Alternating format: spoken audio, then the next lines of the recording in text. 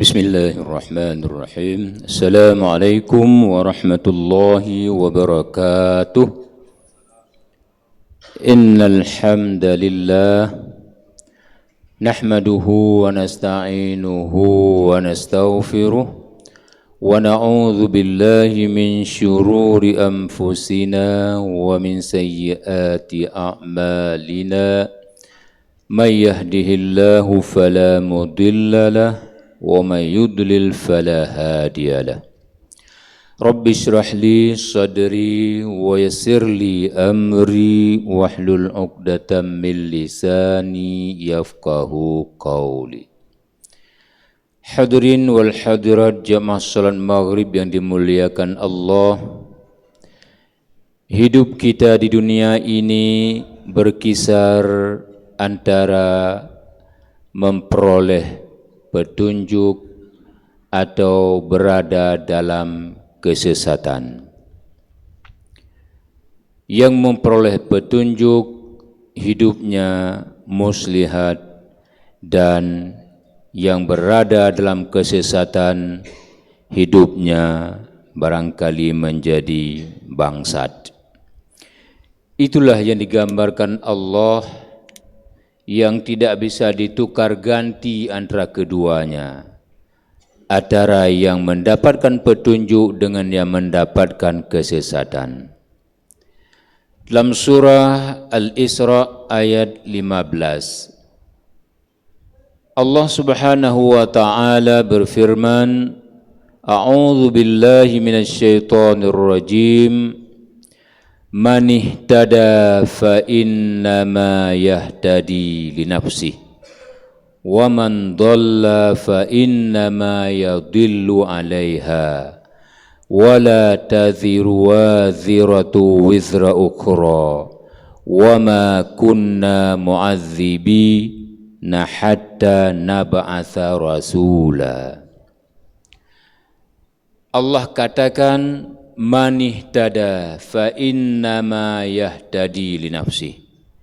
Siapa saja yang mendapatkan petunjuk daripada Allah Subhanahu wa taala, maka petunjuk itu untuk dirinya sendiri.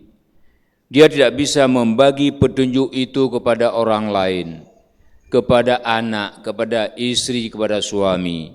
Maka kita sering melihat dalam keluarga kadang-kadang ada orang yang mendapatkan petunjuk dan ada orang yang tidak. Padahal satu keluarga. Adik abang, kadang-kadang satu sumber lahir, tapi ada yang mendapatkan petunjuk, ada yang tidak. Karena Allah tegaskan, man ihtada fa innama yahtadi li nafsihi. Barang siapa yang mendapatkan petunjuk, maka petunjuk itu untuk dirinya sendiri. Huda itu untuk dirinya sendiri. Wa man dhalla fa innama yadhillu 'alaiha. Barang siapa yang mendapatkan kesesatan, maka kesesatan itu juga untuk dirinya sendiri.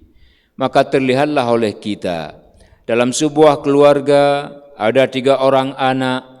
Anak pertama dia rajin ke masjid, sementara anak kedua dia rajin ke pasar, rajin ke tempat-tempat judi dan sebagainya dan sebagainya.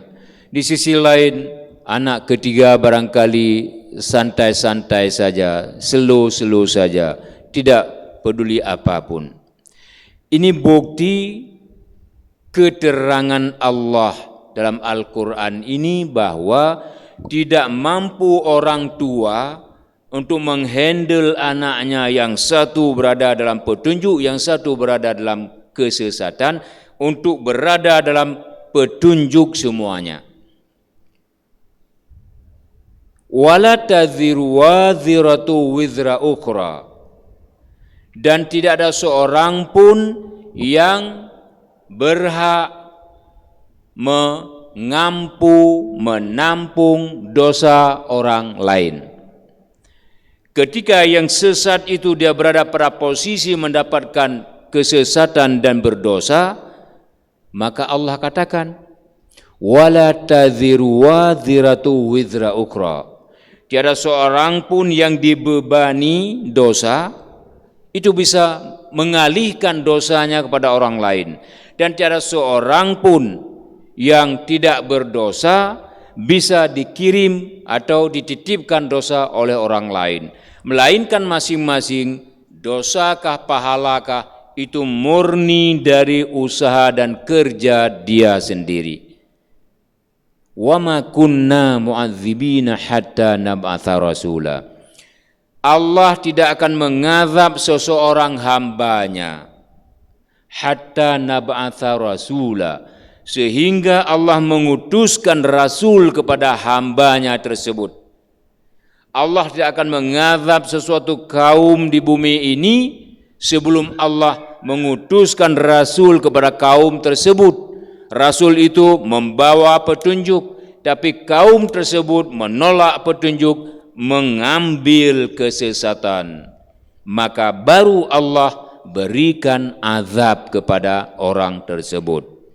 Bukti yang cukup nyata di depan mata kita, ketika tsunami datang di Aceh tahun 2004. Sebelum tsunami datang, masih terjadi perang GAM dengan RI. Banyak anggota yang bersenjata buat zalim, bunuh orang yang tidak berdosa. Konsep pembunuhan dalam Islam itu hanya boleh 3 orang yang boleh dibunuh. Itu pun mengikut prosedur. Pertama, pembunuh berlaku qisas. Yang kedua, orang murtad halal darah setelah dibujuk 3 hari tidak mau kembali ke Islam. Yang ketiga, pezina muhsan, orang-orang yang sudah kawin menikah berzina lagi, itu dirajam sampai mati. Hanya 3 orang yang dibenarkan Islam untuk dieksekusi dalam Islam. Tapi yang terjadi pada waktu itu, seseorang pernah bayar kopi kepada orang lain, yang bayar kopi ini tidak tahu apa-apa, dia yang dibunuh. Jadi pembunuhan merajalela. Padahal Allah paling benci dan Rasulullah paling benci kepada pembunuhan. Itu kesesatan yang nyata. Perzinaan dilakukan oleh mereka yang punya baju loreng, baju kelabu, baju coklat dan sebagainya di mana-mana. Itu kesesatan yang nyata. Pencurian, perambahan terjadi di mana-mana pada waktu itu.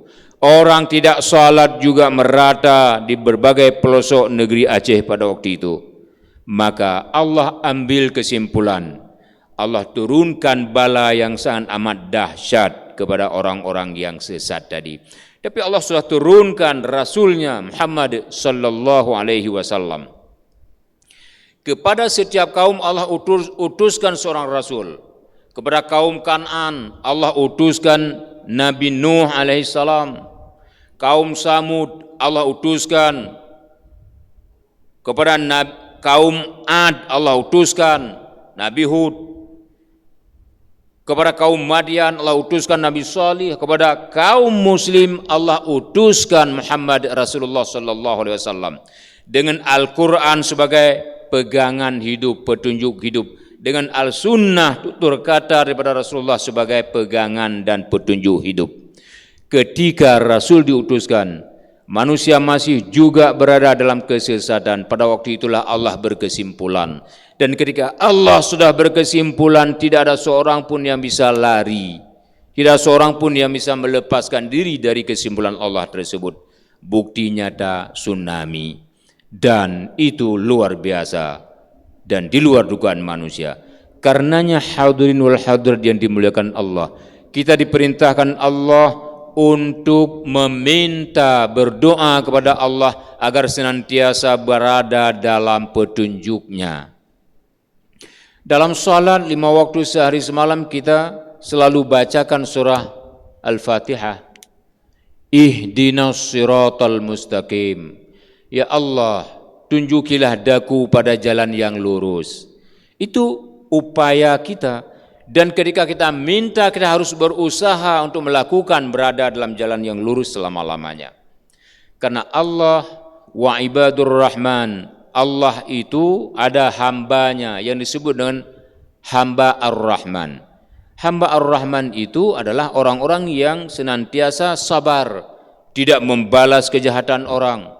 Dan hamba Ar-Rahman itu adalah orang-orang yang senantiasa meminta petunjuk Allah dan menolak kesesatan Allah. Caranya, ketika kita berada dalam petunjuk seperti saat ini, kita berada dalam masjid, kita salat, kita berjamaah, maka pastikan yang kita lakukan ini adalah yang terbaik. Dan pastikan pula yang lain meninggalkan salat, melambat-lambatkan salat, apalagi tidak mau salat jamaah, itu adalah sebuah kesesatan. Meskipun kesesatan itu ada yang peringkatnya tinggi, ada yang peringkatnya menengah, ada yang peringkatnya rendah, tapi itu namanya kesesatan. Petunjuk itu biasanya dia meninggi, tapi kesesatan itu ada yang meninggi, ada yang menengah, ada yang rendah, tapi itu tetap kesesatan. Karenanya hadirin yang dimuliakan Allah, hindarilah kita dari sebuah kesesatan dan pastikanlah kita berada selalu dalam petunjuk Tuhan. Karena itulah jalan menyelamatkan kita baik di dunia maupun di akhirat kelak. Tidak ada yang bisa membantu kita manakala kita berada dalam kesesatan.